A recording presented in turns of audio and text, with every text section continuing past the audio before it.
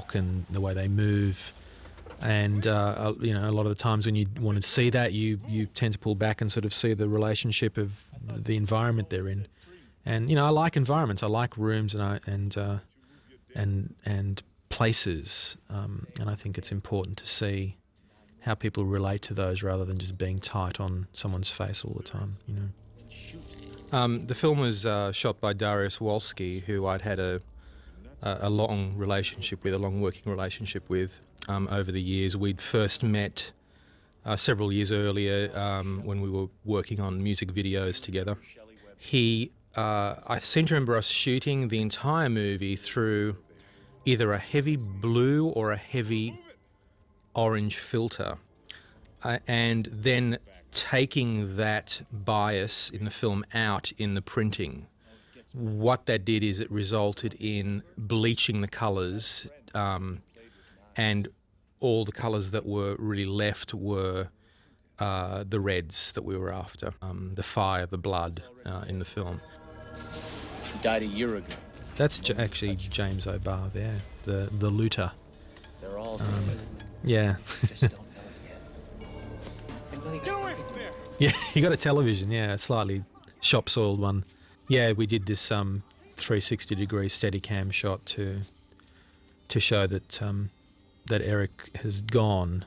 And it's, I don't know, it's partly me showing off the fact that we had a lovely backlot that at our disposal. I never had been able to shoot on a backlot before, and you know, we had full control of this environment, so I sort of wanted to sort of see the whole thing for a moment, and this was a way of doing it. Alex McDowell was the production designer on The Crow, and we really were at the mercy of you know, a B-grade movie budget. You know, like this set, for example, was I think he worked wonders. We shot in a disused cement factory, and he added windows and walls and trying to create this space. But my God, you know, actually shooting in this environment was a nightmare, because this was up about 6 flights of stairs, this particular set, so everything had to be craned or carted up into this set, and it was the middle of winter and it was frighteningly cold. So again, you know, what I would have loved to have done is to have built this and probably built it better on a soundstage, but we just did not have the luxury of doing that. I didn't have nothing to do with that. Oh, sure, you must be awful disappointed. I got trouble. One of my crew got himself perished. Yeah, and who might that be? Tintin. Somebody stuck his blades in all his major organs in alphabetical order. Well, gentlemen, by all means, I think we ought to have... It's interesting to know that rooks, ravens and crows are all considered crows, in fact. But what I glean from spending a lot of time with the birds on this production, so to speak, was that the ravens that we ended up using in the film are actually slightly bigger than crows, and apparently a lot more intelligent and a lot more trainable, which is why whenever you see a crow in a movie, chances are it's probably a raven, in fact.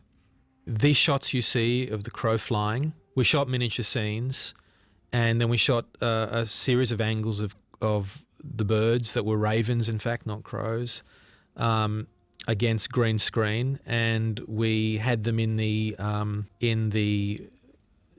basically had set up these big E fans to create wind so they could actually hover in the wind, and we could get static shots of them, and then we'd get the trainers to make them duck and dive and move around a little bit.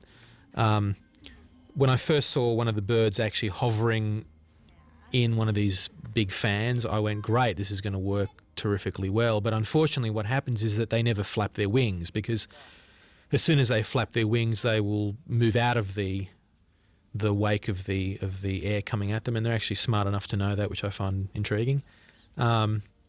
So it was we had a really hard time trying to make them seem like they were doing anything other than hovering over the city, and I really wanted them to fly as much as possible. But I think we cheated our way around that mostly. My tastes are always to remain. For the story to remain a little transparent, not to hit the audience over the head constantly with exposition. And The Crow, like any film, I mean, I feel it's a very simple story. People get it. You know, I remember the very first test screenings we had. You know, 2 or 3 people in an audience out of 300 or whatever it was would ask, why is it that Eric Draven is the guy who can come back with these powers? Why is it that he can come back from the dead? And our distributors at the time treated this very seriously, and I'm going, who the hell cares? You know, and that was only 3 people out of 300, so it means the rest of them didn't really care, you know. And I remember this was a really big thing for everyone at the time, but now seeing the movie, it's obviously ludicrous, and it's a suspension of disbelief, and people go with it. You know, why not? Is what I would say to that question. I'm cool.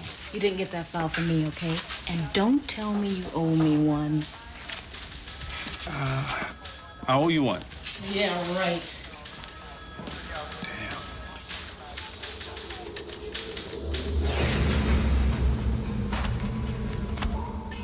Funboy was originally conceived of as Iggy Pop, and I think he was basically drawn as Iggy Pop even way back in the comic books.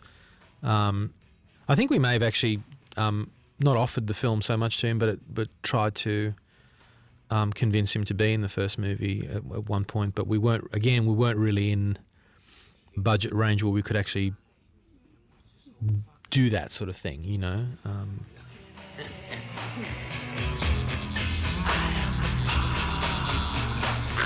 By this stage of the movie, he's extremely confident in his ability to dispense with these guys, and he's being playful. You know, he's going insane. I mean, as a character, he's kind of going a little nutty, as you probably would do if you were in this situation. And his way of dealing that is to almost become childlike and to, I mean, you know, look through the hole in your own hand that has just been shot through. And again, it's just, you know, the only way he can sort of deal with the situation. He's dealing with madness. He's dealing with these characters who are insane in their own way, is to fight, you know, fire with fire. There was quite a prolonged scene here of a fight between Eric and Funboy. That's not the end of Funboy there. Funboy actually comes back in the original cut of the movie and snorts a copious amount of speed or cocaine or some sort of substance, and with that fights his own pain of having been shot through the leg and actually attacks Eric with a razor, and does in fact inflict some damage to him, partly because Eric has just done something for Darla, has helped Darla, and that's when he's in a weakened state. We cut the scene for many reasons, the subsequent scene with Funboy and Eric, partly because it wasn't ever really clear in the movie, this whole conceit of if Eric does something for the living, he is weakened, his powers are depleted. That was never really made clear. And so I felt that it was actually confusing to have a situation here where Funboy can actually inflict damage on him. The other reason is partly because we had so little time to shoot the fight scene between Funboy and Eric that Brandon and I, neither of us were particularly happy with the results. We both felt that it was the coverage wasn't right, and we never really got it to work in the way we'd done it. He had choreographed a really beautiful sequence, and I just hadn't been able to capture it in the time that we had. So for those reasons, we decided to remove that scene.